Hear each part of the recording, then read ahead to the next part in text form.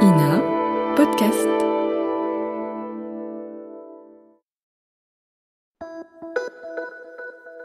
Salut, c'est Clara de l'Ina.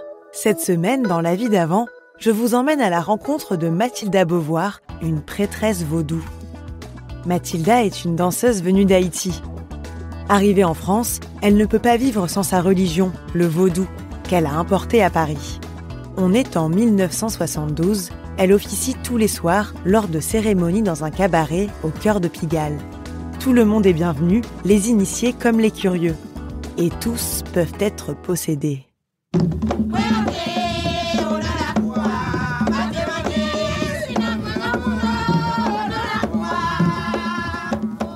C'est du créole. Savez-vous qu'il y a à Paris un bon millier de personnes qui pratiquent le vaudou ?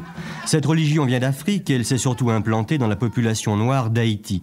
Ces vaudouisants, parisiens comme on dit, se sont regroupés en un club et tous les soirs à Paris, même le dimanche, des cérémonies ont lieu dans un cabaret-club du quartier de Pigalle.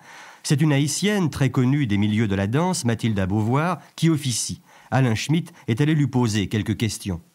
Le mot vaudou est prononcé vaudoun dans le langage fond, c'est-à-dire le langage dahoméen, le langage littéraire dahoméen.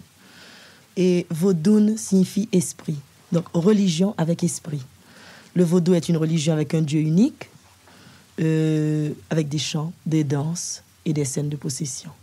Bien, alors le vaudou, donc, c'est une cérémonie qui est célébrée tous les soirs, je suppose, chez vous, de différentes manières, ou est-ce tous les soirs la même chose ? Voilà, le vaudou est une religion, comme je vous disais, et de cette religion, quand on officie, disons, ce qui pourrait être comparé à une messe, nous appelons ça une mangeloire ou une cérémonie, si vous voulez, une cérémonie vaudou, qui n'est jamais pareille. Nous ne prions jamais deux fois pareillement.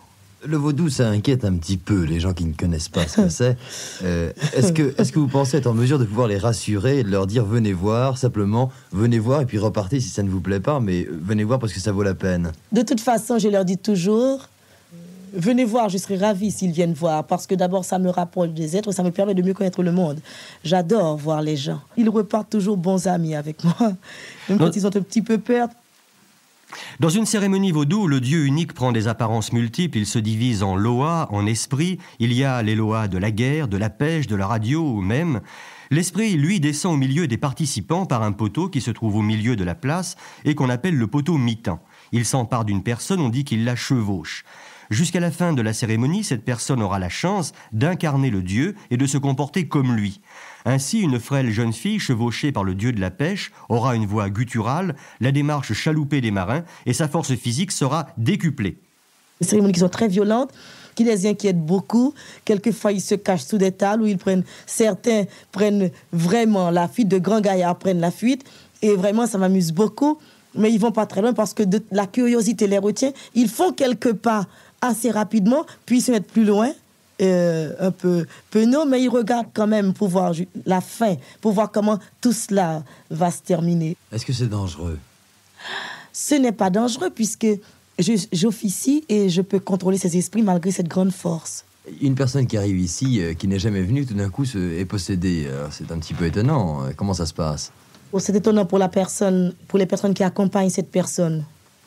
Mais pour nous, nous sommes ravis. Ce n'est pas étonnant. Pour nous, c'est tellement fréquent, c'est tellement normal que l'esprit... Pourquoi est-ce que l'esprit choisirait seulement nous ? Pour nous, la personne qui est possédée, automatiquement, n'a plus le sens s'il est français ou s'il est suédois. Ça arrive que ce soit quelqu'un de passage qui vient avec des membres du club et qui ne parle même pas français, mais ne peut plus parler sa langue puisqu'il n'existe, cette personne n'existe plus.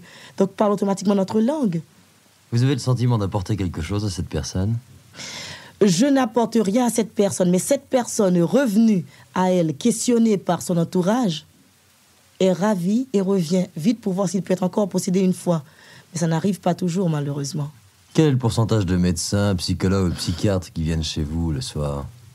Qui viennent chez moi le soir, disons qu'ils viennent chez moi en moyenne. En moyenne ? Ils sont 48% du fichier. Vous m'avez dit qu'il y avait des gens qui venaient parce qu'ils étaient initiés, il y a d'autres personnes qui venaient parce qu'ils avaient lu des livres, et d'autres qui venaient par curiosité. Pour ces gens-là qui sont quand même nombreux, ceux qui ne connaissent pas le vaudou, est-ce que vous avez le sentiment d'être un personnage, d'être vous-même un personnage qui attire les gens ? De toute façon, j'ai horreur de penser que je sois un personnage que les gens voient. Quelqu'un, je préfère m'intéresser aux gens ou que ce soit les gens qui s'intéressent à moi. Oui, mais enfin, une prêtresse vaudou, c'est fascinant. Oui, mais je n'y pense pas, je ne pense pas comme ça. Je suis destinée à apporter mon temps, ma force, mon savoir. Je dis mon savoir, la possibilité que me donne ma religion et aussi mes fonctions de Mambo, de prévoir l'avenir, ce qui va arriver et d'essayer de modifier cet avenir. Nous avons une religion pour la vie. Nous n'avons pas une religion pour la mort. Nous avons une religion qui nous donne la possibilité d'améliorer la vie de chaque jour. Quand on passe la porte du temple, est-ce qu'il faut se mettre pieds nus, mettre une grande cagoule noire et puis une longue robe rouge? Oh non. Il n'y a pas de raison pour qu'on se déguise pour prier. À ce soir, Mathilde Abovoir. À tout à l'heure.